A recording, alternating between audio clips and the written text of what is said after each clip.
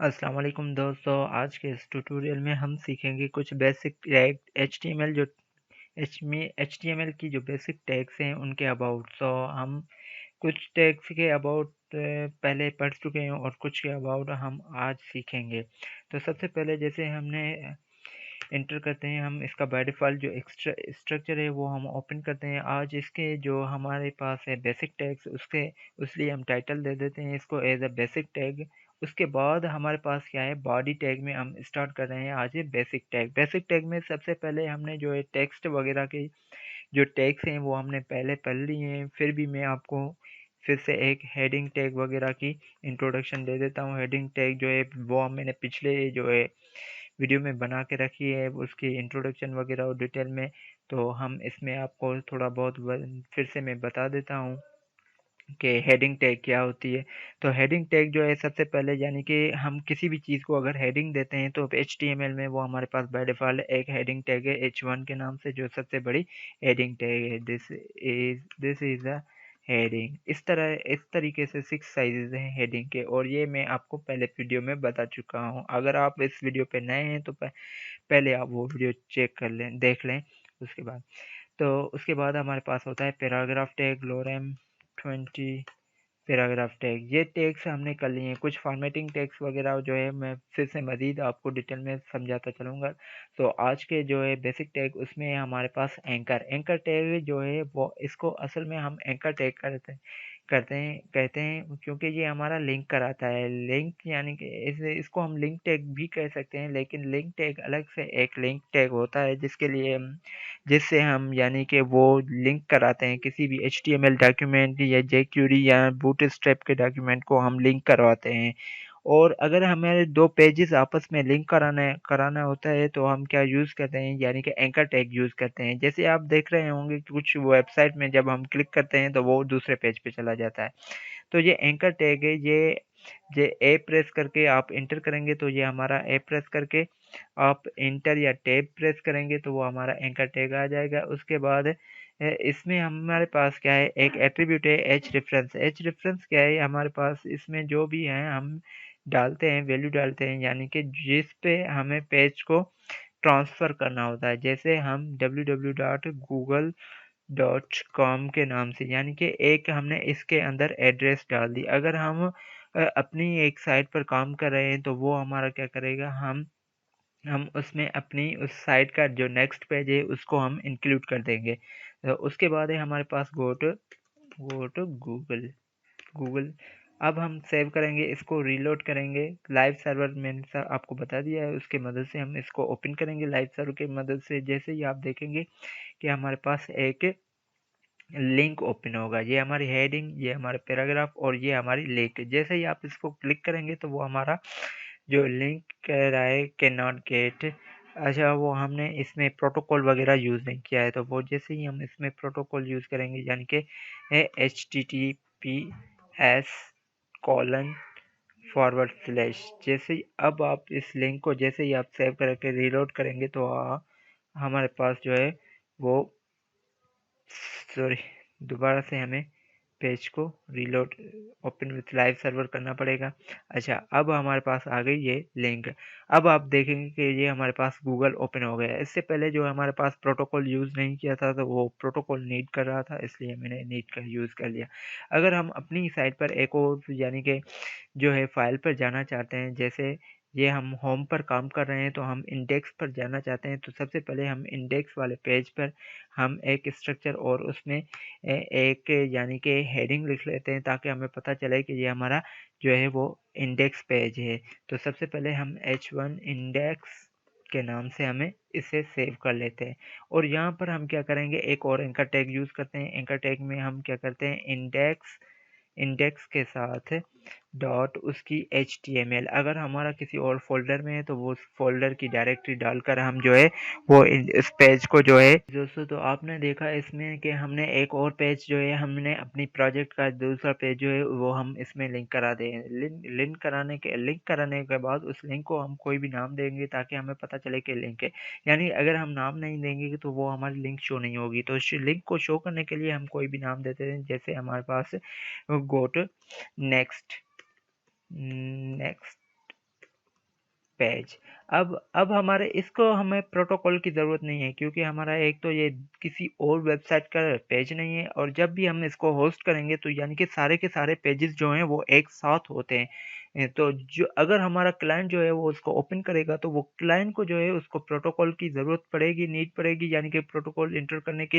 लेकिन जब भी हमारी वेबसाइट से वो एक्सेस करेगा तो वो हमारी डायरेक्टली उस पेज, क्योंकि वो हमारा एक ही फ़ोल्डर में होता है। जब जैसे ही हम होस्ट करते हैं तो सारे फाइल्स हमारे एक साथ होते हैं। तो अब आप देखेंगे कि कंट्रोल एस करके हमने सेव किया। सेव करने के बाद हम वापस से उसी अपने वाले पेज पर गए, सॉरी, इसको रीलोड करते हैं वापस से। Open with live server, open with live server करते ही आप देख रहे हैं कि हमारे पास एक और आ गया है, गो टू नेक्स्ट पेज। अच्छा, ये एक ही लाइन पे आ गया है, तो मैं ये इसको क्या करता हूँ कि यहाँ पर लाइन ब्रेक टैग लगा लेता हूँ, ताकि हमारा एक न्यू लाइन पे आ जाए, ताकि हमें पता चल सके कि डिफरेंस बिटवीन जो है वो हमारा लिंक, यानी कि दो लिंक हमारे पास अलग अलग शो होंगे, तो वो हमारे पास जो है वो लिंक में यानी कि नज़र आ जाएगी, यानी कि अलहदा लिंक। अब आप देख रहे हैं ये हमारी गूगल वाली लिंक है, और ये हमारा क्या है, गो टू नेक्स्ट पेज वाली लिंक है। जैसे ही हम इसको एंटर करेंगे तो वो हमारी अपनी साइट के अपने ही प्रोजेक्ट के दूसरे पेज पर चला जाता है। ये हमारी थी कि लिंक पेज। उसके बाद हमारे पास क्या है, उसके बाद हमारे पास है नेक्स्ट जो बेसिक टैग है वो हमारी है इमेज टैग। इमेज टैग में हमारे पास कोई भी इमेज जो है इसको हम एंटर करते हैं, इमेज। अच्छा, इमेज में एसआरसी है जो वो हमारा सोर्स होता है। सोर्स यानी कि कोई भी जहाँ से हम इमेज जो है वो इंपोर्ट करते हैं। अच्छा, इसमें हम इंपोर्ट जो है वो डायरेक्टरीज के मदद से कर सकते हैं। अगर उसी फोल्डर में है तो हम डायरेक्ट, जैसे मैंने इसमें पिक अपने फोल्डर में एक पिक्स रख दी है मैंने, जैसे पिक 1, पिक 2, पिक 3। तो पिक 1 में जैसे ही इसको यहाँ पर ऐड करके डॉट जेपेग, जेपेग उसकी जो है वो हमारी जो है एक्सटेंशन है। एक्सटेंशन देना लाजमी है, क्योंकि वो हमारे अगर एक्सटेंशन नहीं लगाएंगे तो हमें पता नहीं है, वो ब्राउज़र को पता नहीं चलेगा और ओपन नहीं कर पाएगा। उसके बाद हमारे पास यहाँ पर एक अल्टरनेटिव। अल्टरनेटिव क्या होता है, ये यानी कि अगर हमारी इमेज जो है वो हमारी सर्वर से यानी कि गेट नहीं हो रही है, तो उसके अल्टरनेट पर कोई भी हम टेक्स्ट वगैरह जो है कंटेंट और टेक्स्ट जो है वो हम शो कराना चाहते हैं, तो वो हमारा क्या है, जो यानी कि वो हमारा, जैसे कि मैंने आपको बताया कि इसमें जो हमारा अल्टरनेटिव जो एट्रीब्यूट है, तो यानी कि हमारी जो पिक अगर हमारी सर्वर से गेट नहीं होगी तो वो हमारा अल्टरनेटिव जो है वो शो होगा। उसके बाद हमारे पास एक और यानी कि एट्रीब्यूट है, जैसे हमारे पास विड्थ। विड्थ यानी कि का जो एट्रीब्यूट है वो हम यूज़ करते हैं, यानी कि इसमें हम क्या करेंगे, जो पिक्चर की जो है विड्थ हम फॉर एग्जाम्पल हम यूज़ कर रहे हैं कि 30 रैम जो हम साइज़ कर रहे हैं, और उसके बाद इसकी जो हाइट है, यानी कि हाइट का एट्रीब्यूट हम यूज़ करके यानी कि उसकी बता रहे हैं कि इसकी जो हाइट हो वो कितनी हो, वो हम 20 रैम की साइज़ दे रहे हैं। तो जैसे ही हम इसको सेव करेंगे और यहाँ पर आप देखेंगे कि हमारे पास पिक्चर आ जाएगी। सॉरी, ये हमारी पिक शो हो रही है, लेकिन इसकी जो साइज़ है वो बहुत बहुत ही कम आ गई है, यानी कि इसको हमें इंक्रीज करना पड़ेगा। रैम रैम की जगह पिक्सल हम यूज़ करते हैं, शायद रैम जो है हमारा काम नहीं कर रहा है पिक्सल। अगर हम इसको शो करें तो हमारे पास ये 200 पिक्सल्स या 500 पिक्सल्स, ताकि हमें शो हो सके ये पिक्चर। तो हमारे पास ये मैंने पिक्सल्स में इंक्रीज कर दिया, तो अब आप देखेंगे कि ये हमारी पिक्चर आ गई यहाँ पर। यानी कि साइज़ का जो एट्रीब्यूट है इसमें हम पिक्सल्स के हिसाब से हम जो है वो साइज़ एंटर करेंगे। उसके बाद हमारे पास नेक्स्ट जो है वो हमारा है बटन। यानी कि बटन जब भी हम क्लिक करते हैं, किसी भी बटन को, जो भी आप साइट पर बटन देखते हैं तो उसको हम क्लिक करते हैं, जो उसके जस्ट हम सिंपली बटन लिखते हैं। बटन का अगर हम इसके टाइप लिखेंगे, क्योंकि बटन हम इनपुट टैग से भी बना सकते हैं और एंकर टैग से भी बना सकते हैं, वो मैं आगे आपको बताता चलूँगा, क्योंकि इसका टाइप जो है वो बटन हम यहाँ पर प्रेस करेंगे। इसकी डिज़ाइनिंग वगैरह जो है वो हम CSS या बूटस्ट्रैप वगैरह की मदद से हम करते हैं।